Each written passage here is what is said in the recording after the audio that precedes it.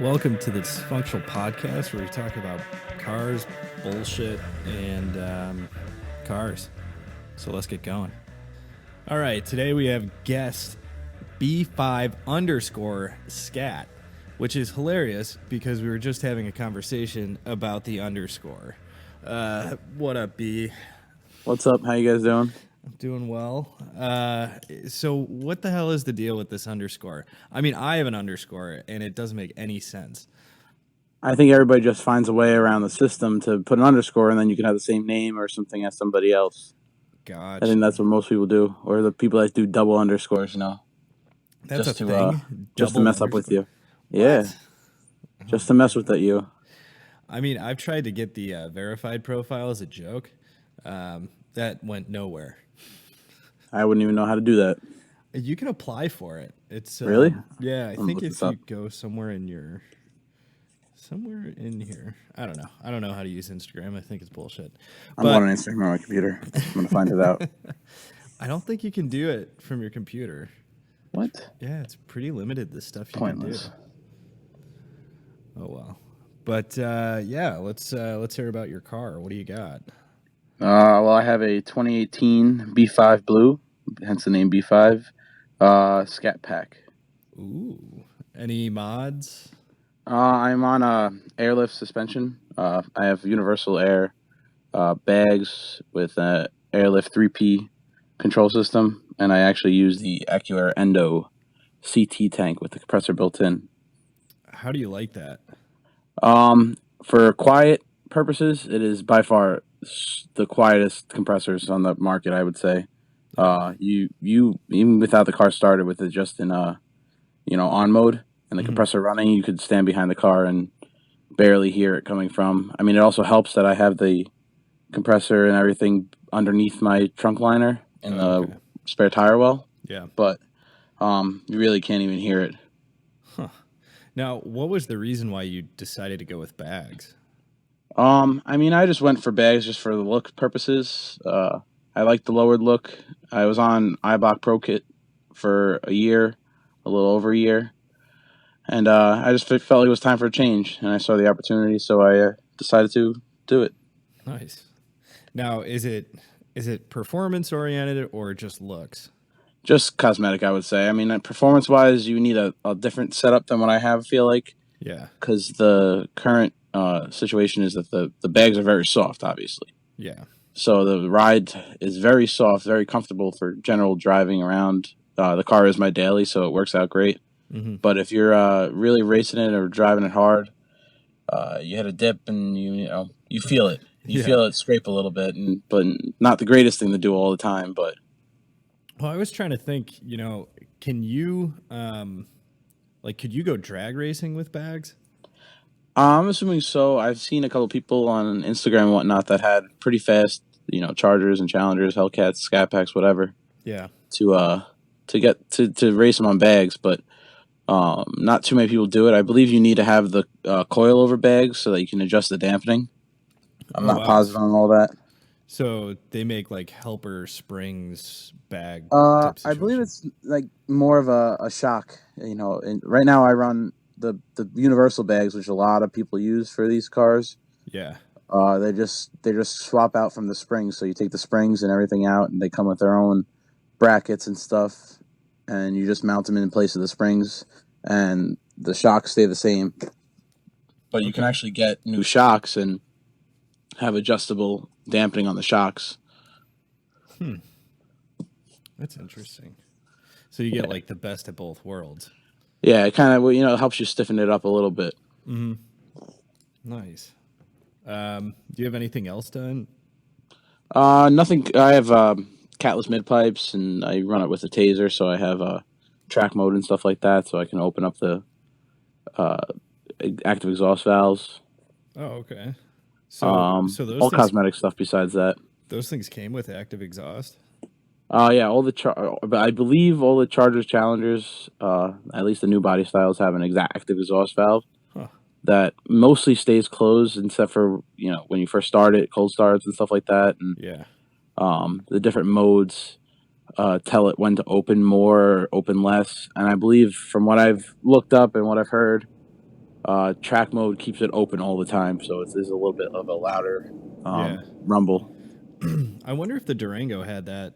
I obviously don't know because I ripped the exhaust out of it, but the Corvette does.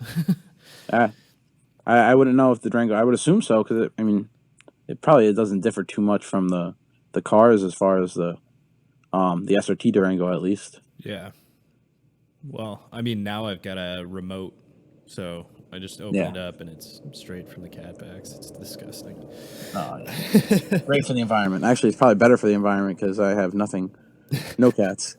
Oh, is that legal where you're at? Technically no. But I did some research and a couple of people had it before me, and they use I don't know what the word is. It's like a trick thing that goes inside the midpipe, the new midpipe, and then the O2 sensor screws into that, and it lets just enough exhaust through. From what I understand, this is what I understand it as: let just enough exhaust through to tell the sensor that it's reading something, so it doesn't throw a code saying it's not working. Gotcha. And it doesn't let enough to say, "Oh, the cat's bad." So, gotcha. I don't throw a code or anything like that. So, oh man, I bet that sounds pretty good though. Yeah, I mean, I like the sound. It's a deeper sound. I kept my mid mufflers in. I don't like the sound of that. Everybody kind of does that too. Yeah. Wait, so you kept the mid? You kept the I have my mufflers. Okay. I have my resonators. I have everything stock besides the mid pipes. Huh. Interesting. So to go back to stock, all you got to do is jack the car up and remove a couple bolts and take them out and put the old ones back in. Huh. Yeah, keep it simple. Yeah. What's like the long-term plan with the car? I'm not quite sure whether or not I'm going to keep it long-term or, send it back when it's time. Yeah. Huh. That'd be the dilemma that Billet Scat's in right now. Oh, really? He's returning his lease soon, so he doesn't know what to do. Gotcha. Oh, so the car's leased. Yes. Ooh. All right. Yeah. Hope nobody from the dealership hears this. It's all right. The guy that sold it to me. He is on Instagram, and he was telling us what can and can't really be done to the cars while I was buying it. So. Gotcha. We kind of try to stay, skirt the line. Yeah. Well, I mean, you can replace the bags, right? You can just put I can just put the springs right back in. I mean, it took us. I did it with Build Scott as well. He helps me with a lot of my mechanical and working on the car and stuff like that. Yeah. We did it ourselves. It took us 3 days. Yep. But it can be done. Probably about 12 hours worth of work total. Saves a lot of money. It took 3 days because you guys were like drinking beer and hanging out. Yeah, I mean, I did it after work most of those days too, and just hanging out. Yeah. Huh. Man, that's crazy. But that B5 blue looks nice. Yeah, it was by far my favorite color. Yep. And when I was searching around for cars, I didn't see one right away.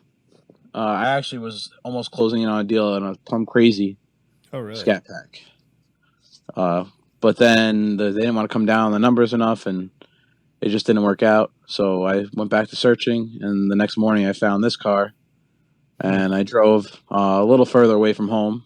Yeah. And got a good deal. The people at the dealership really did well by me, I think, and drove it out the same day.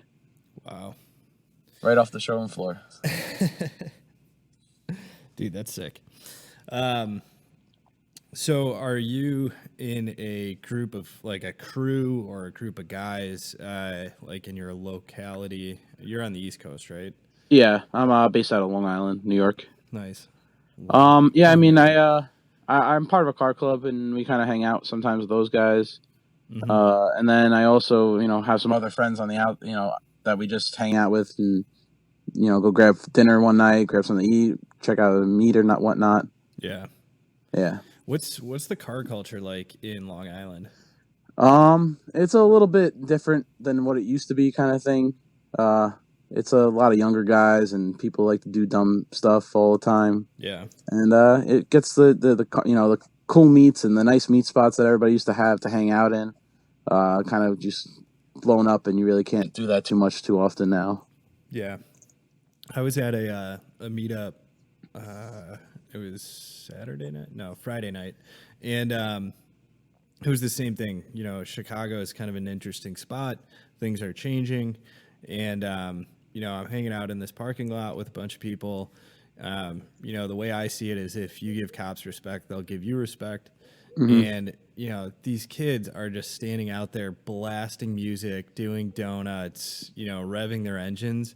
And the group that I was with, we're all kind of like chill, calm, collected people that just want to, you know, check out people's cars and just have a conversation. And, you know, of course, the cops show up, start chirping everybody up, start pulling people over for license plates and stuff like that. And, you know, I don't know if the respect is gone or if it's always been like that and it's just like new to me, but it's, I don't know, it's kind of sad. Yeah, I agree. It's just that, you know, these, I don't know if this younger generation doesn't respect, you know, what's going on and, you know, doing donuts and property and stuff like that. I'm not going to lie, you know, kind of everybody's done it, but, Yeah. you know, you try to do it, you know, where it's not going to ruin stuff for everybody else as well. Oh, yeah.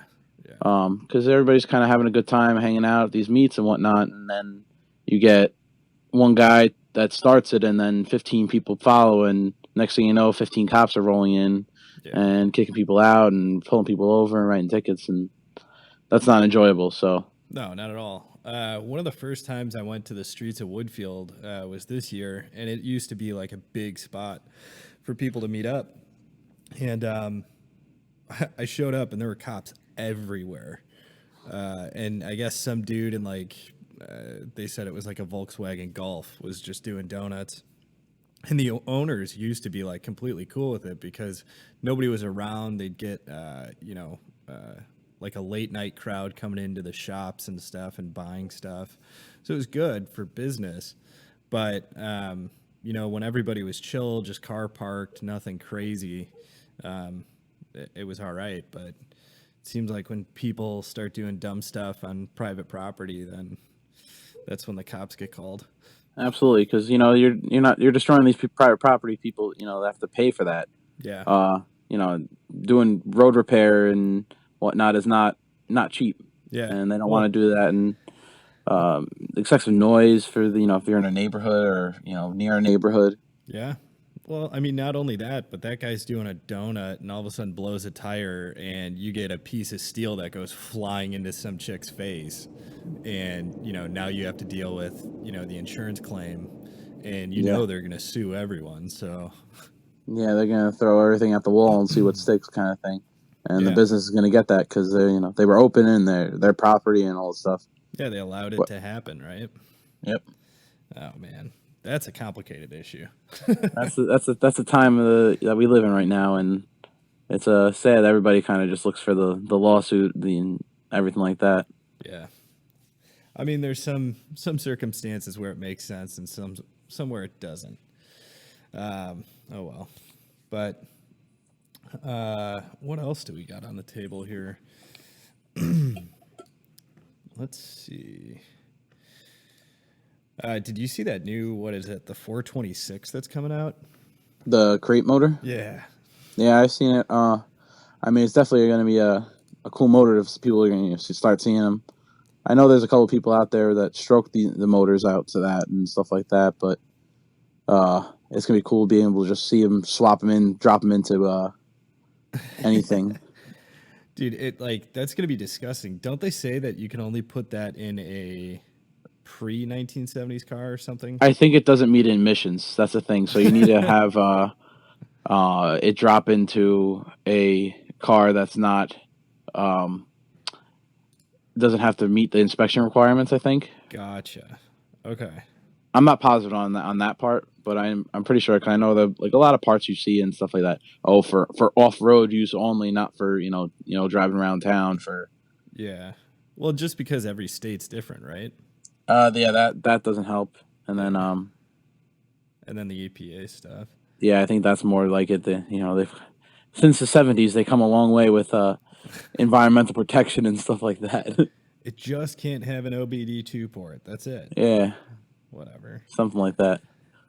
This is hilarious. So it's $29.99 per pony. $29.99 per pony. All right. So it's $29,995 for a 1,000 horsepower crate engine. Oh, wow. Yeah. That's actually not a bad, price point, I feel like, for them. Yeah, no, not at all. Especially if you have a car already built just waiting for a motor, you just drop that in. You can, do a lot with that. Yeah, and it's got a plug-and-play kit. Engine installation kit is $22.65. Oh, geez, dude, they have... It drops right into it has like it so you can drop right into a pre-70 car or a pre-whatever car. Yeah, and it comes with a front-end accessory drive, an AC expansion kit, an exhaust manifold kit, a rear sump oil pan kit, and 45-degree oil filter. That's crazy. I mean, you can put that in whatever you want. Pretty much, yeah. Wow. Ha. I want to put one of those in the Durango so bad. Yeah, might as well, I mean, you're better off, just trying to put some power through the 6.4 motor and see what you can do. Yeah. You waiting for warranty to expire or something like that? Yeah. It just scares me because the bottom end not being forged. I don't want to blow it up. So I mean, you had to dump the money into that first, and then you could start playing around. So I am 20,000 miles away from. It's a 50,000 mile warranty, right? I'm actually not sure because my car's leased, so I don't have to worry about warranty because I'm planning on sending it back anyway. But from what I remember or talked about with the dealer, that they did say about 50,000, I think, but I don't remember how many years. Oh, okay. So it is 5 years, 60,000. Okay. So I'm halfway there. Almost there. Almost there. Yeah, I'm not even close. Well, you can't because then they'll charge you more. Yeah. No, I'm only I'm probably under mileage right now. I have about 13,000. Yep. That's not bad. Yeah. Well, I mean, can't really drive it all the time because gas and stuff like that will kill you. Yeah. What's the gas price out there? I just filled up today. I think I paid $2.90 something. Oh, that's cheap. Yeah, it's not bad. Yeah. I mean, relatively speaking, I think I paid. It's like $3.40 a gallon or something. And I don't think I've ever paid that yet. Yeah, for some reason we get stuck with really high gas prices here. Yeah, it was crazy because I was out in California a couple weeks ago on vacation. Yeah. And we had to fuel up the rental car, and we were looking around at the gas prices. We paid like $3.30 for regular for 87, and then I came home and I paid $3.10 for 93 to fill up my car. It was just insane the prices they pay on the other side of the country. Let's see if we can look this up. Gas prices now. Alaska's rocking $3.19 for premium. That's pretty good for Alaska. I feel like that. I guess it's not bad for the oil companies to get there, but for being so far away from everything else is. I could assume that there's a big jump in you farther away you go from a mainland spot in Alaska. Yeah. Oh yeah. Well, you got the transport costs, but then they have like the subsidies too, I think. So there's like a bunch of subsidies up there just to keep people living up there. So it looks like Oklahoma has the lowest gas price right now at $2.81 for premium. Yeah, I mean, I'm assuming it used to be probably was Jersey was up there before they started taxing their stuff a little bit more. Yep. Oh, wow. Illinois right now for premium is number 3, and it's $3.59. Oof. Hawaii is rocking at $4.02. California is $4.01. I'm only going premium, by the way, but yeah. I mean, obviously, we drive cars that premium. I my car, my boat, motorcycle, everything takes 93. So I don't even look at regular prices anymore. No. I kind of laugh though. I'm like, I remember when I could save almost. It was nice. I remember when it was nice to be able to fill up your tank for $25 from empty. Yup. Dude, why is Massachusetts so cheap? Massachusetts. I don't know. Nobody wants New to go to Hampshire, Massachusetts. That's why. Maine. Pennsylvania's the highest in the area. Oh wow. Huh. You know, it used to be nice. You go to you're driving south from New York and you stop in Jersey for gas. Yeah. You fill up for 50 cents less, 60 yeah. cents less than it was here, and they pump it for you because it's illegal to pump your own gas there. Wait, what? You didn't know this? No. Nobody from Jersey knows how to pump gas. It's crazy. You're kidding. I swear. I think it's still like that too. Really? All full service stations. Full service in Jersey? Yeah. Well, then do you got to tip the guys? I don't know. I believe that I don't know. I never really tipped the full service station because I usually stumble into those by accident and not really expecting that. I pay on my card anyway, so got to get the cash back, Yeah, it says it right here. New Jersey is the last state to ban drivers from pumping their own gas. Yep. Wow. Okay, I didn't know you didn't know that. Well, I mean, what was the other state that did that? I think it was like Washington or something. I don't know. Yeah. I mean, I had heard of it. I didn't know it was in Jersey, though. Yeah, it's strange. 64-year-old. Oh, Oregon recently abolished a 64-year-old law that kept drivers from pumping their own gas. Man, if you don't know how to pump your own gas, you got problems.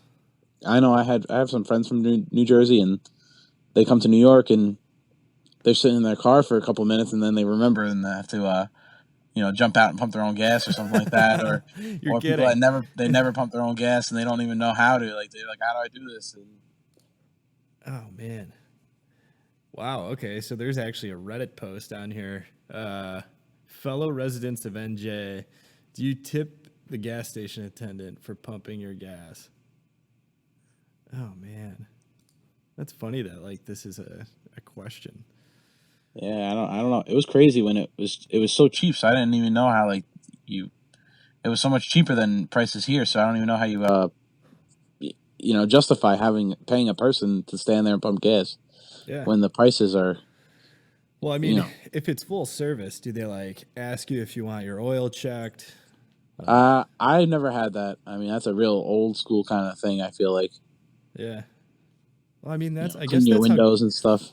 I guess that's how gas stations used to be. That was someone's job. Yeah. But times are different then. They would get one car, at a time almost, probably. Yeah. Now, you pull into a gas station, even at 2 a.m, there's still multiple cars there. Yeah. There's a lot more cars on the road. Yeah. 30, 40 years ago. Speaking of cars on the road, this one blows me away, but how are the Uber drivers out by you? It's a little weird by me. So, where I live on Long Island, Uber is not as regulated as in the city. Yeah. So, like New York City, the Uber drivers have to get commercial drivers, like taxi licenses, taxi plates, commercial insurance, everything like that. But they also get paid more. So, but they also they have a higher, regulated on what cars they can drive. I think. Like they can't drive anything older than so many years old and stuff like that, and they have to keep it, within a certain, time and whatnot. Oh wow! But out by me, it's a little less regulated, so you kind of get a mix and match of everything. Yeah, so you get like the shit boxes and. Yeah, so the people from here they can only drop off and if you were taking a ride from, let's say, my house to New York City, they can drop you off and then they have to leave New York City limits in order to pick up another person. Huh. They can't pick up from there. And then the same thing for the people from the city they can only pick you up from Long Island if you're going to the city. Wow. So it's almost not worth it to take someone to the city. I mean, they don't know. I think they kind of just get sprung on them. I would have to ask. I have a couple friends that do it. Yeah. I know a couple of people that, through the Mopar community, that on the side they do a little bit of Ubering to make some extra cash and whatnot. Yeah, to put back into their car. Yeah. You got to pay for it somehow. I don't blame them. No, I mean, it's a serious problem. Um, It's a serious problem for everybody. yeah. I need wheels still, so I gotta save up a little bit for some wheels for my car. What are you looking at? I'm not quite sure yet. I'm probably gonna, really look hard over the winter. Yeah. As of right now, I'm trying to get a car to drive in the winter, so I don't have to drive my bagged car, my bagged rear-wheel car in the winter. So See, there's the addiction problem. It's like, yeah, well, yeah, I don't want to drive my car in the winter, so I'll get another car. yeah. I'm not looking to get something like nice or anything. Kind of like a beater, maybe something manual to change it up a little bit or something Yeah. along those lines. 4-wheel drive, maybe. I don't know. Kind of just keeping my options open as far as that, and Oh, for sure. whatever I land on. Anything could be better than this. So You should get like I don't know, maybe like a RAV4. a RAV4. All right, I'll look into it. I'll let you know. Yeah. Find them cheap. Yeah. I mean, it's basically anything that you can get, right? Yeah, pretty much. I don't really. I'm not too picky as far as that because, I mean, I'm not going around driving around town. I just to get to work and back in the winter, I have to go out to work out in the snow. I can't just not stay home and stuff like that. Yeah. What what's the weather like there typically? We have pretty much 4 seasons. I'd say we have. Yesterday it was pretty warm. Today's pretty warm and stuff like that. But now as fall starts hitting, it's going to start getting a little colder, and we get snow, but not as much snow as northeast, east of us, and Chicago by far gets more snow than us. And Gotcha. I'd say we average 1 or 2 storms a season. That's like a decent amount of snow. Yeah. It sucks for me because after I get my overtime, I plow snow. So. Oh, do you? Yeah. Oh, nice. That's got to get interesting. Yeah. It's always fun. So when that storm came through, like, I think it was like 2 years ago, that really bad snowstorm. All right. Hey, do you remember that? Yeah, the time I think we got like 20-something inches of snow or something like that. Yeah, how was that? I mean, to be honest, our trucks are not great. They're rear-wheel drive plow trucks, so they get going sideways pretty easily if you're not careful. So when you're pushing that much snow, it's not easy. You get stuck, and you got to really know what you're doing to not hit a car or anything like that. Yeah. Are those stick? No, our trucks are all automatic. Gotcha. Does that make it more difficult then? Because you can still probably pick gears, right? Yeah, I believe if I remember right, you can pick the low gears only. Okay. Like 1 and 2, but I just leave and drive and just go. Yeah, just throttle down. As long as you keep your foot on keep going forward, you can't really get stuck. You can't stop, but you can't get stuck. Yeah, you just don't stop, and it works out great. Oh man, that's awesome. You don't have any like good stories from out there, do you? As far as like stories about what? Just stupid car stuff. I mean, nothing really stupid. Little things here and there, but a funny story that happened to me recently was with my bags. I'm sitting there. I went to I sit in the parking garage at the gym, and I go to get back in my car at the end of the day, and I'm sitting there, and my car won't go up, and I'm like, what the hell? So I had to. I'm sitting there scrambling around. I have these guys from our chat video calling us, trying to. They're sitting there messing around, and I'm trying to work on my car to leave, and they're all making fun of me. Oh, you shouldn't have gone bags. You shouldn't have gone bags. This is your fault, kind of thing. I think that was me. I think it was you and Torred was sitting there on the chat. Be like, yeah, check the fuse, bro. Yeah, there's a couple of fuses. All were fine, and I don't know what happened. I plug and play, kept doing it. Let it sit for a little bit. Kept plug and play, kept doing it. Nothing. And then luckily Bill at Scat wasn't far so he doesn't live far from me, so he came by and did the same thing, plug and play, and it finally ended up working. I don't know how or what happened. Wait, so you guys actually got it out? You didn't have to come back? No. It just so what happened was, I don't know what plug it was. He kept saying, all right, turn the car off, turn the car back on, turn the car off, turn the car on. Every time he plugged something in and off, in and out. Huh. So it finally, one of the switches just kicked it on. Just random, plug, took it out, put it back in, turned the car on, and it just kicked on. Oh, that's kind of scary. Yeah, I don't. The next day we went and took it all apart, pretty much like the tank, and we took it out and we were looking at everything and trying to figure out what happened. We were trying to recreate the situation, and nothing happened. Couldn't figure out what happened. To this day, it's still just there. Still works.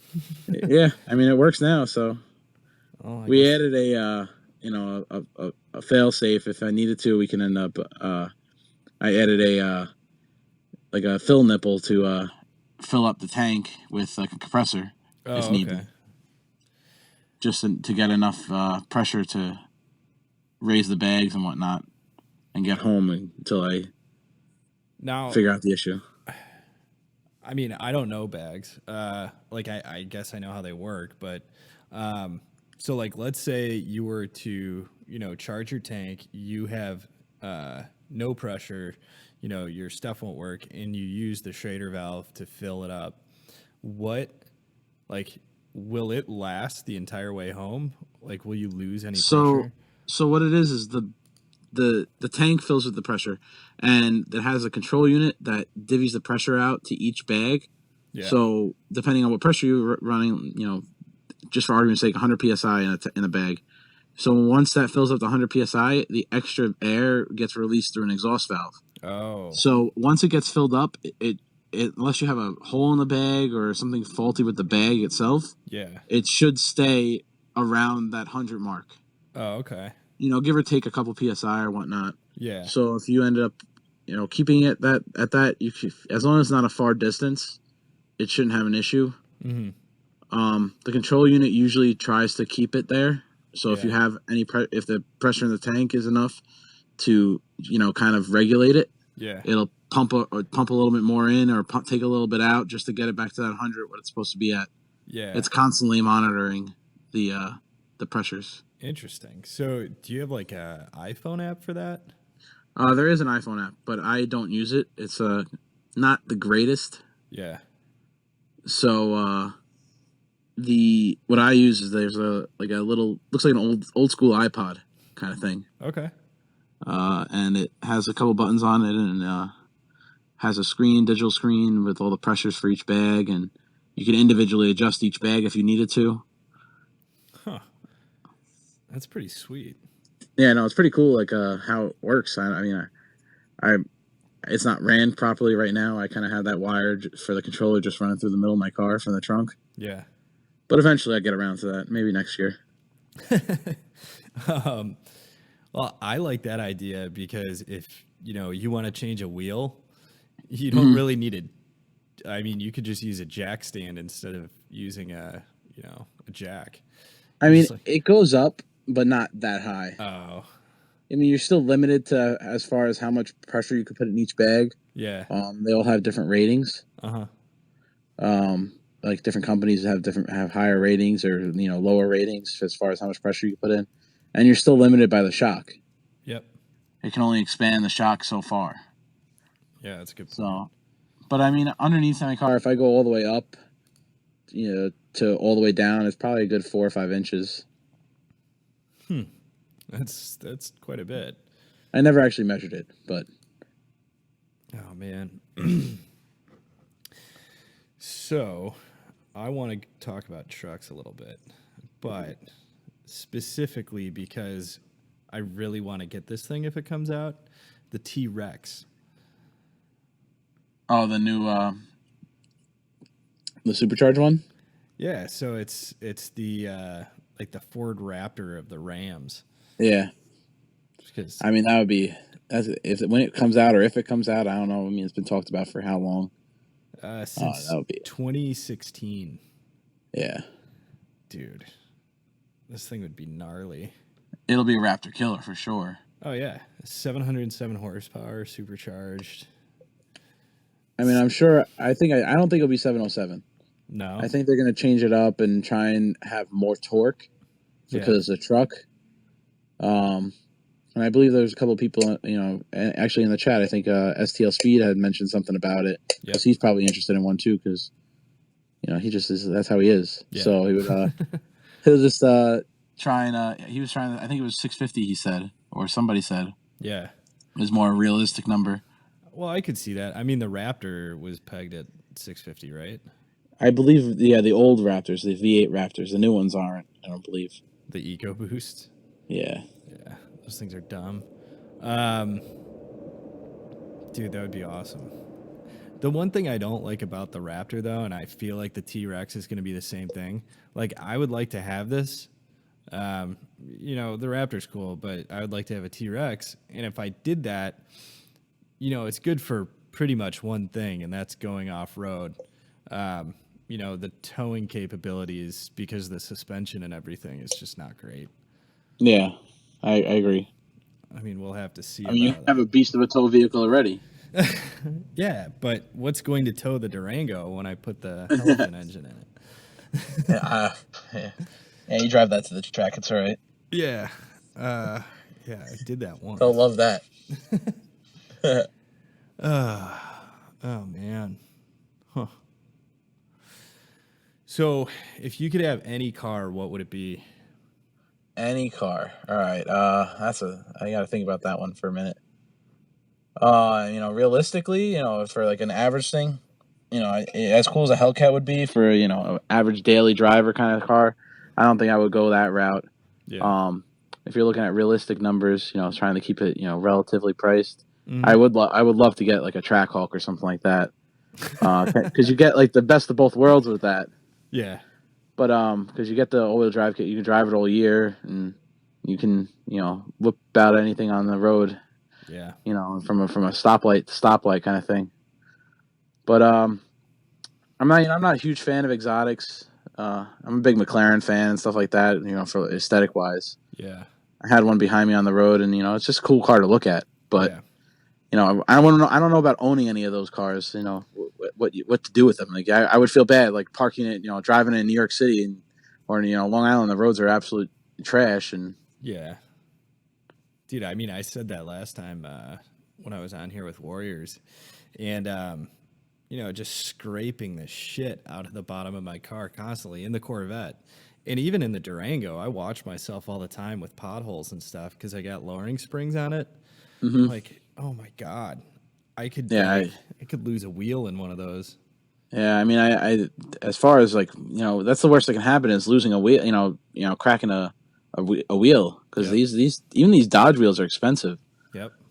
Next, when you get Bill Scat on here, you got to write down a note to ask him about his cracked wheel, fiasco kind of thing. Oh, really? Yeah. Oh man. Because that'll be a great topic to bring up. He's just gonna be heated about it. Oh, he would be very heated about it because Dodge didn't like to do too much to help him, kind of thing. Yeah, I was at a dealership because I have a Pro Master as well, and Okay. I was at the dealership getting that like oil change or something broke on it. I mean, the Pro Masters are garbage, but I was at the dealership and the service guy in front of me was talking to a guy on the phone about his SRT wheels because they were corroded. And like the car's only a year old, I guess the paint or something screwed up and the wheel was starting to corrode. And he was like, yeah, Dodge doesn't want to replace them because they say that that's like normal wear and tear and, maybe curb the wheel and whatever. And I was like, all right, well, yeah, how much is a new set of rims? Because I wanted to get the multi-spokes for the Durango. And they were like, it's going to be like $2,700. I think it was either $2,700 for the set or per wheel. They charge a ridiculous number per wheel. Yeah, so it must be $2,700 per wheel, which is just absolutely insane. Yeah, you can go and buy, aftermarket wheels for $3,000 and get nicer wheels. Dude, better quality. The forge lines I have on the Corvette were $6,500. Yeah, like forged. Yeah, forged three-piece racing wheels. Like what? They do say that the Dodge wheels are forged, but I don't know how great they are forged because I've seen people and heard people cracking them anyway. Yeah. But yeah, funny story about that. With you're saying people had corroded wheels. My friend, he picked up a a Scat Pack a couple years ago when he had it, and his wheel, the paint was cracked. Like, he didn't notice it. He picked it up at night. And the next day he was going out there, and then, 2 days later he was going out to wash the car, and he was cleaning the wheels and just was looking at the wheels as he got them really clean and stuff, and the paint was chipping already. The car was 3 days old. Wow. So he got that replaced and fixed and whatnot, but yeah, I mean that's gotta be like lot rot. Yeah, it's just a normal, I guess. For I don't know if Dodge has a problem with that, because I don't know if that's like the second person I've heard having problems with the wheels just out of the factory almost. Yeah. Oh man, I had to get a wheel resurfaced because this is actually kind of a good story. This happened 50 years ago in Mexico. So I was in the Durango going down kind of like a banked road, and it's an elevated part of a highway, and I'm probably holding 100, 110 in the Durango, and it's the winter, and of course you have the buddies in the car saying, hey, push it. I'm okay, sure, whatever. I just got back from going to racing school, so of course I think I know what I'm doing, and so I come flying out of this exit, and there's a bus in the kind of the middle lane. It's like a 5-lane highway. And I see the bus has its turn signal on to move over into the lane that I'm coming into. And so I'm doing 110. He's probably doing 50. I don't even think the dude looked in his rear view or his side mirror.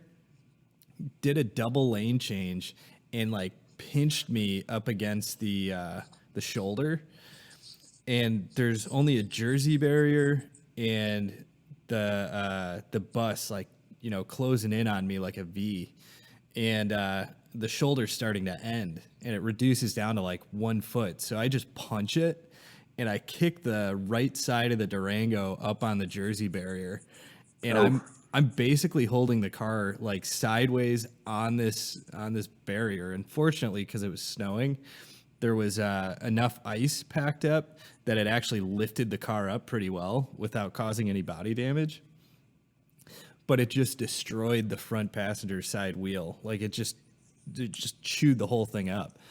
But I thought I had ripped the entire front end of my car off, and I literally snuck through this little tiny hole by literally the hair on my chin, because my mirror had tapped the mirror of the bus. Ooh. That was that close, yeah. It was close. I mean, there was less room to fit the Durango because I was on an angle. It was just absolutely insane. So we thought the front end of the car was going to be gone. I pull over off the highway, and of course the bus driver doesn't stop or anything. I pull over, and I look at the car, and I'm like, holy shit. There is nothing wrong with the car. And I found out that the wheels on the Durango are 1.5 inches wider. So it's the same body as the stock Durango, but the wheels are wider so it could have more grip, right?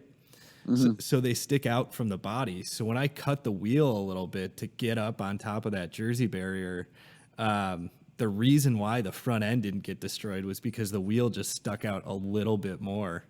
Oh, wow. Yeah. I didn't know that it stuck out that far even for a wider wheel. Oh, yeah. I'll go to get the car washed, and they're always like, hey, do you want to, put wheel shine on? And I don't like wheel shine anyway. But I'm like, no. They're like, well, why not? It'll look good. I'm like, no, dude, you don't understand, because the wheels stick out wider. It's a white car. It just spits that stuff all over the side of the car, and then I got to wipe it off the next day. Yeah, you got to get some good, they have no sling, wheel shine, tire shine now. What do you use? I use a lot of chemical guy stuff, not trying to plug them or anything like that. Yeah. Just because I like the product. Yeah. But I know a bunch of people that have some really good no sling tire shine kind of things, where you don't have to wait for it to dry and whatnot. Yeah. Because I mean, that's the issue I was running into. I'm sure that that's what you got to look for up. No sling. No sling. Okay. Yeah. Yeah, I'll check that out. I've wanted to get chemical guy stuff, but my problem is And the same thing with Adams. Like, I want to use their stuff, but every time I go online, I'm like sitting there, like confused. What do I buy? What do I want to get? And then there's like all these different flavors, and I'm like, There's what? 15 things to do do the same thing. Yeah, I want to get stuff that works, that I could spray on my car, that I know it'll be clean. Like, I don't want to be a material scientist. Like, I don't want to figure out how this stuff integrates. Like, Yeah. just point me in the right direction. And your car will smell like 15 different things at that time too. Yeah, and I don't care what it smells like. It can smell like dumps as long as the car looks good. No, you don't want to be smelling all that, because I know that there's some stuff out there. You know, wheel cleaners in particular. There's a lot of wheel cleaners out there that do not smell pleasant to use. Really? It is not fun. Huh. So I mean, if you have something that smells okay, you're like, all right, this is perfect. I'm gonna stick with this, and you can kind of get it to work and whatnot. Yeah. You're not looking to, be inhaling all that nasty stuff and whatnot. Dude, I did this stuff. It was like to renew the God, what was it? The ceramic coating on my car. Okay.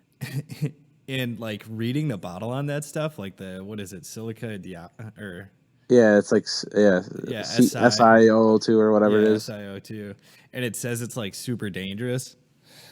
Like, oh, okay. Now every company's coming out with, we're putting that in everything kind of thing. Right. But like, you have to look at the material data sheet, because I don't think that if it's more than 2% silicon dioxide, you can't sell it without like a hazardous material license. What? Yeah. SiO2. Yeah, there's something about it, because it is a chemical. Obviously it's a chemical, but it can be dangerous because it's like quartz. So do you have your Durango coated with like ceramic coating? I did, and then when I got it repainted, so what led up to that was there was one day where I was like just super anxious, and I was like, I need something to do. So I went and I detailed the crap out of my car, did the fallout remover, everything, and I literally spent probably like 12 hours on my car. Oof. And by the time I got done with it, there were just rock chips all over the car. And like, I could see where, the paint had just either chipped off or it was just crappy. So I went to my buddy's shop and I was like, how much do you think it would cost to repaint this? And he was like, you want to repaint a Dodge? And I mean, this guy does like Porsches and Lamborghinis and stuff. And I was like, yeah. He was like, dude, I would feel so bad charging you to do this. Like, I can't believe that you'd want to, like, it's like, this is ridiculous. So I ended up convincing him to do it, like convincing him to take my money, right? Yeah. And I mean, he helped me out on it. And I mean, the car came back. It's gorgeous. So it was painted with the same paint that, well, at least what he told me is the same paint that Porsche uses. So, all right. Okay. You have like their equivalent of white, white knuckle or whatever you had. Oh yeah. Okay. So it's crazy because like I don't ever want to drive the Durango now because it looks so good. But I took it out the other day on that Friday. I went out, to meet up, and everybody's walking up to my car. They're like, "Oh, is that the 2019?" I'm like, "No, dude, it's got 30,000 miles on it. This is the 2018." Like, you should get it clear wrapped the front. So I did. So many rock chips. Yeah. Yeah, he did that too. He was like, "We're just gonna wrap it." He 3M wrapped the front, the fenders, the wheel wells, because again with the wheels, it's got the painted. So those were done, and then he did like the door handles and stuff like that. Yeah, no, that makes a big difference. I know a couple of people that have that on, and their cars look immaculate. Yeah, because it's just no rock chips. Yeah. When you get rock chips, I mean, I have rock chips all over my car. I know, and it's unavoidable if you're going to be driving your car. Oh, for sure. Unless you wrap it or something like that. Yep. And that's the thing, like, you want to protect your investment. At the same time, you're like, it's gonna happen. I don't know.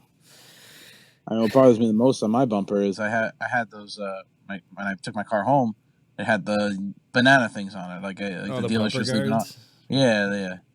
and I didn't. I thought they were more of a process to take off. I didn't realize they were like so easy. Yeah. So I had them on for like a week, and I was driving my car around and whatnot, and I took them off, and now I have like minor scratches on my bumper that you have to take a real detail, like a lot to get them off. Oh, I tried really? just compounding them, and nothing came off. So you'd have to Wow. either like wet sand or try and do like paint the bumper even. So they're that deep.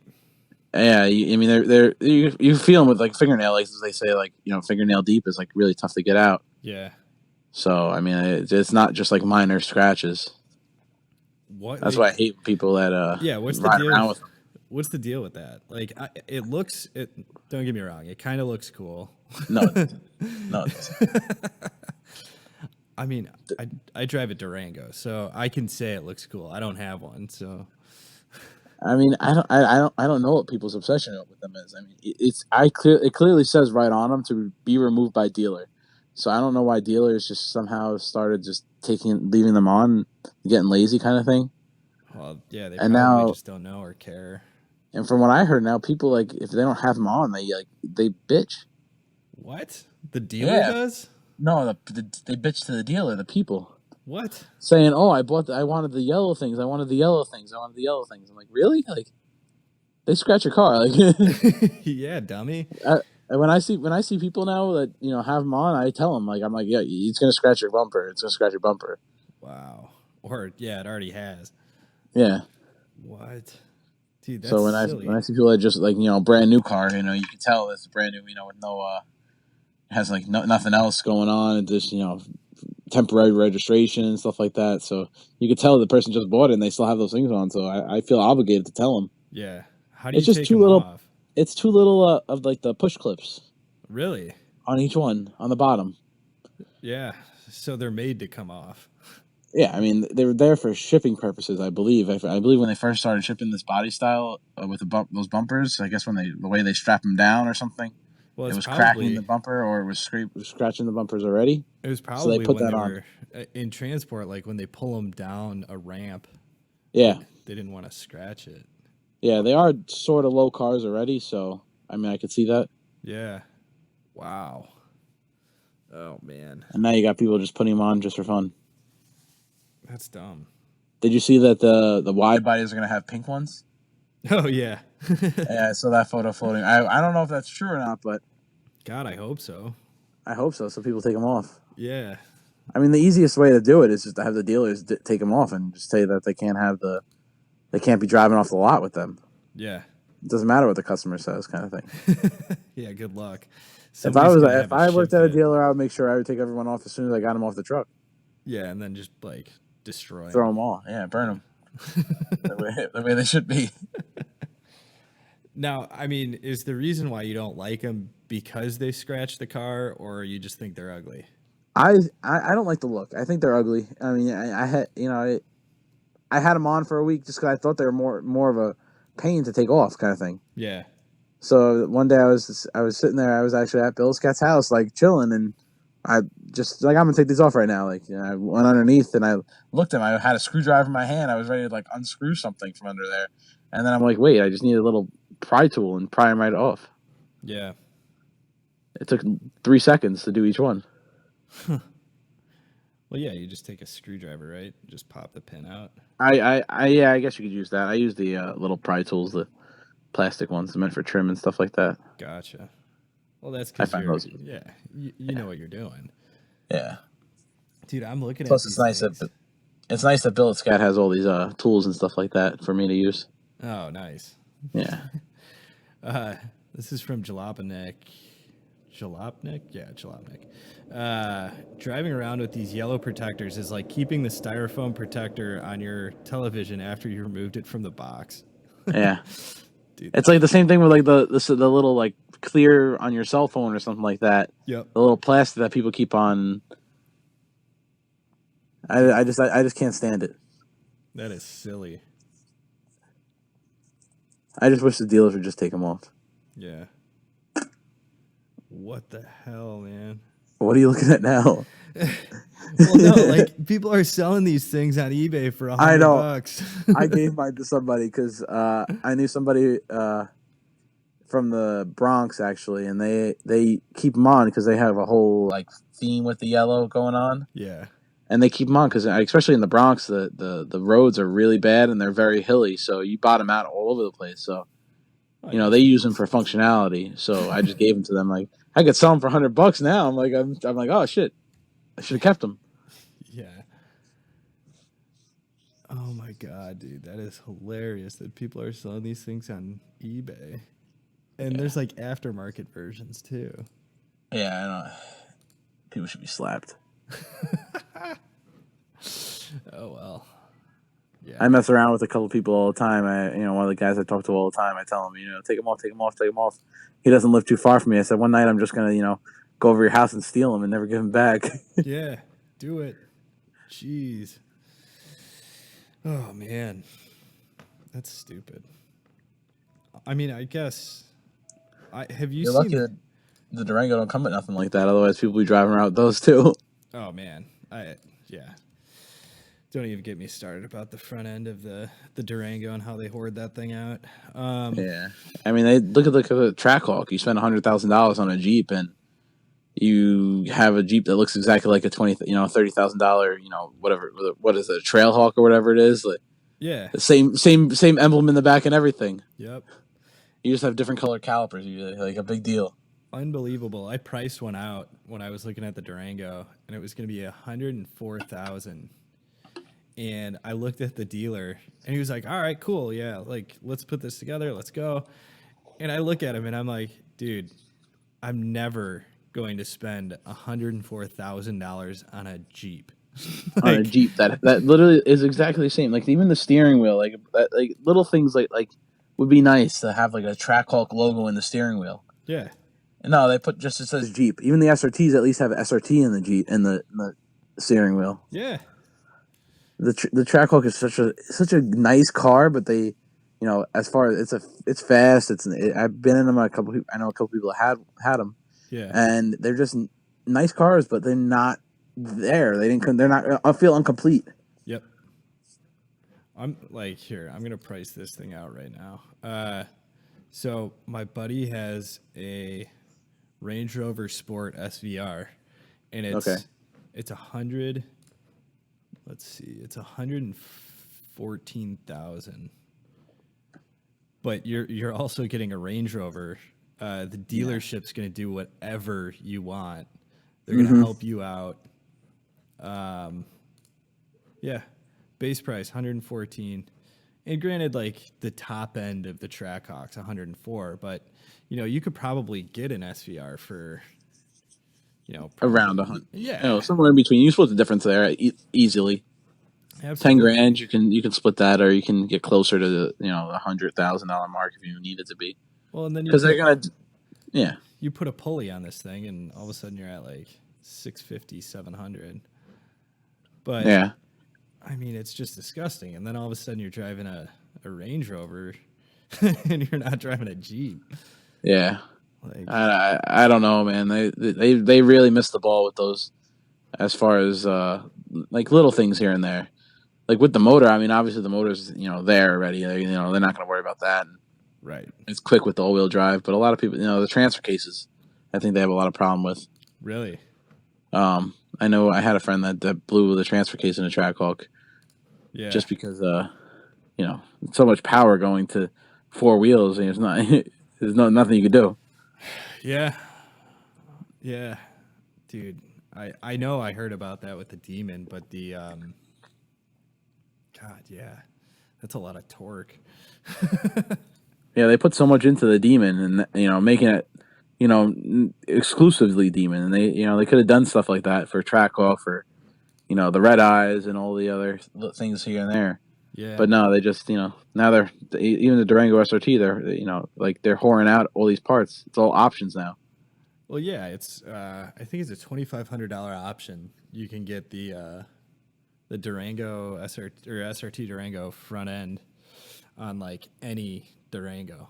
Yeah, it's wow. And even like the same thing with the Chargers, and now you can You can get like the SRT, the Scat Pack, Hellcat, like front end bumpers and everything like that, and hood on a V6 on an SXT.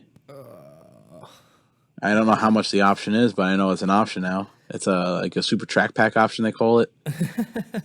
And you just get all the aesthetics wise, but you still have driving V6. Oh man, that's horrible. Ugh. It's all money grab. I mean, I can't blame them. Well, right. If You know, the market's there, the market's there. They're selling the cars, so I mean, I'm not making the money. That's why I'm mad. But Yeah. if you were making that money for it, I'd be okay with it. Right. Oh man. Well, I think I'm gonna let you go. All right, man. Well, it was good talking to you. Look forward to hopefully getting you back on here soon. And, Yeah, we'll work our way back around. Get back through the crew. It'll be great. Yeah. Well, it was good talking to you. You can follow B5 _ scat. Did I get that right? Yes. Yep. Underscore. We could go back to that and have a long conversation about the underscore, but I digress. All right, man. Well, it was great talking to you, and I'll see you later. Take it easy. Have a good day. All right, bye. Thanks for listening to the podcast, bitches. That was fun. So you're either listening to us on SoundCloud or YouTube or pirated through Napster or something.